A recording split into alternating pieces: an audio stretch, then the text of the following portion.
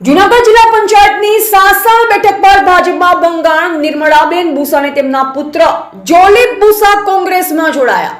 નિર્મળાબેન સાસણ ગીર જિલ્લા પંચાયત સીટ પર હતા। ભાજપમાંથી સદસ્ય 30,000 થી વધુ સાસણ બેઠક પર મતદાન।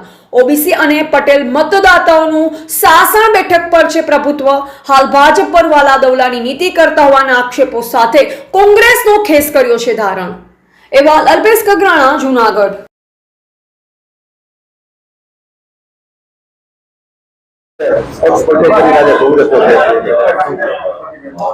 આજે હું 27 સાસણ જિલ્લા પંચાયતમાંથી કોંગ્રેસમાંથી ઉમેદવારી કરું છું। અગાઉ મારા મધર મારા માતૃશ્રી ભારતીય જનતા પાર્ટીમાં હતા અને જ્યારે ભારતીય જનતા પાર્ટી મોટા મોટે બળગા ફૂંકે છે કે લોકચાહના વાળા ઉમેદવાર આપશું, બરોબર, જે પ્રજાના પ્રતિનિધિ હશે એને અમે ટિકિટ આપશું, એ બધી ભ્રામક વાતો છે, બરોબર। આજે વાલા દોલાની નીતિ થઈ છે।